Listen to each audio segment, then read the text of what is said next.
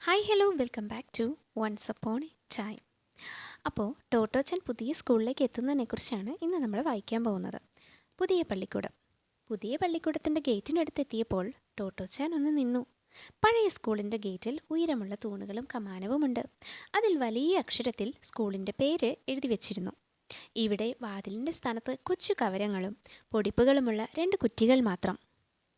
Hi, വളരണ വാതില്! Totto-chan അതിശയിച്ചു പോയി. ഇത് ടെലഫോൺ പോസ്റ്റിൻ്റെ അത്രയും വളരുമോ? അവൾക്ക് കൗതുകം അടക്കാനായില്ല. അവൾ ധരിച്ചതുപോലെ അത് വാതിൽ തൂണുകളായിരുന്നില്ല, ശരിക്കും മരങ്ങൾ തന്നെയായിരുന്നു. തല ചിരിച്ചു പിടിച്ച് കാറ്റത്ത് ഒരു വശം ഇളകിപ്പോയ ചൂണ്ടുപലകയിലെ അവ്യക്തമായ അക്ഷരങ്ങൾ അവൾ വായിച്ചെടുത്തു. ടോ മോ ഗ ക്വൻ.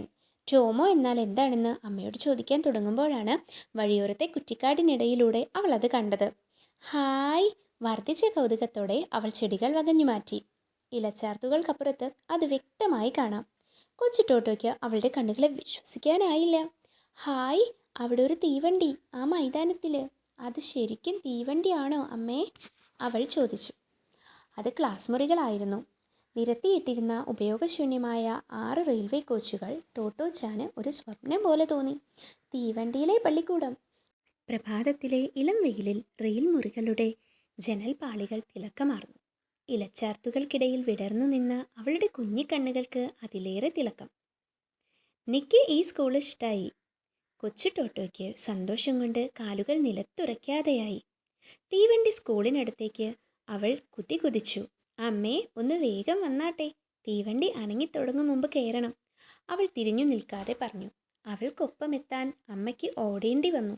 ഭാഗ്യത്തിന് അവർ പണ്ടൊരു ബാസ്കറ്റ്ബോൾ കളിക്കാരിയായിരുന്നു. അതുകൊണ്ട് റെയിൽ മുറിയുടെ വാതിൽക്കൽ വെച്ച് തുള്ളിച്ചാടിയോടുന്ന ടോട്ടോച്ചാൻ്റെ ഉടുപ്പിൽ പിടികിട്ടി. അവൾ അകത്തേക്കു കയറാനുള്ള തിടുക്കത്തിലാണ്. ടോട്ടോ, നില്ലവിടെ! ഇത് തീവണ്ടിയല്ല, ക്ലാസ് മുറിയാ, അമ്മ വിലക്കി. അനുനയപൂർവ്വം അവർ തുടർന്നു. നീ ഇവിടെ ചേരാൻ പോണതേയുള്ളൂ, ഇപ്പോൾ അകത്ത് കയറിക്കൂടാ. പിന്നെ തീവണ്ടി സ്കൂളിൽ ഇരിക്കണമെങ്കിൽ നീ നമ്മൾ കാണാൻ പോണ ഹെഡ് മാസ്റ്ററുടെ മുന്നിൽ നല്ല കുട്ടിയായിട്ട് നിൽക്കണം, കേട്ടല്ലോ. തീവണ്ടി മുറിയിൽ കയറാനാവാത്തതിൽ അവൾക്ക് നിരാശ തോന്നി. എങ്കിലും അമ്മ പറയും പോലെ കേൾക്കുന്നതാണ് നല്ലതെന്ന് അവൾക്ക് തോന്നി. നിക്ക് ഈ സ്കൂള് നന്നേ ഇഷ്ടമായി. അമ്മയുടെ മനസ്സിൽ മറ്റൊന്നായിരുന്നു. മാസ്റ്റർക്ക് അവളെ ഇഷ്ടപ്പെടാതെ വരുമോ?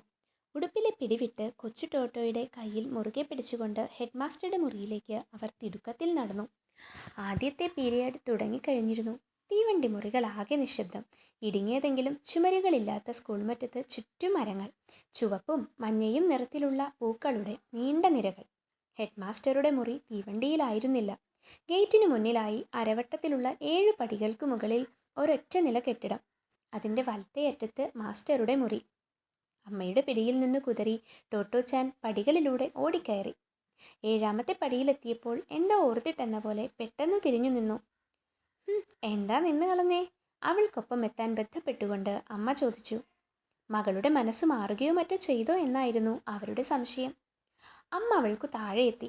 മുകളിലെ പടവിൽ നിന്ന് താഴേക്ക് ചാഞ്ഞ് ടോട്ടോച്ചാൻ അമ്മയുടെ ചെവിയിൽ മന്ത്രിച്ചു. നമ്മൾ കാണാൻ പോണതേ ശരിക്കും ഒരു സ്റ്റേഷൻ മാസ്റ്ററെയാ. അമ്മയ്ക്ക് വേണ്ടുവോളം ക്ഷമയും സഹൃദയത്വവും ഉണ്ടായിരുന്നു. അവളോട് ചേർന്ന് നിന്ന് മന്ത്രിക്കുന്ന സ്വരത്തിൽ അവർ ചോദിച്ചു. ആണോ? അതേ മട്ടിൽ അവൾ വീണ്ടും പറഞ്ഞു. ഹെഡ് മാസ്റ്റർ ആണെന്നല്ലേ അമ്മ പറഞ്ഞേ? ഇത്രയും ട്രെയിൻ ഉണ്ടെങ്കിലേ ഒരു സ്റ്റേഷൻ മാസ്റ്റർ നീ തന്നെ മാസ്റ്ററോട് പോയി ചോദിക്ക്. അമ്മയ്ക്ക് ഉത്തരം മുട്ടി. സ്കൂളിൽ തീവണ്ടി മുറി ഉപയോഗിക്കുന്നത് ഏതായാലും വിചിത്രമായൊരു ഏർപ്പാടാണെന്ന് അവർക്ക് സമ്മതിക്കേണ്ടി വന്നു. കൂടുതൽ വിശദീകരിക്കാനാവില്ല, സമയവുമില്ല. എങ്കിലും അവർ പറഞ്ഞു. നിന്റെ അച്ഛൻ വയലിൻ വായിക്കൂലോ, വീട്ടിൽ ഒത്തിരി വയലിനുമുണ്ടല്ലോ, എന്ന് വെച്ച് നമ്മുടെ വീട് വയലിൻ വെക്കണ കടയാണോ? ഹേയ്, അല്ലാലോ. ഞൊടിയിടയിൽ അമ്മയുടെ തൊപ്പി കൈക്കലാക്കിക്കൊണ്ട് കൊച്ചു ടോട്ടോ പറഞ്ഞു.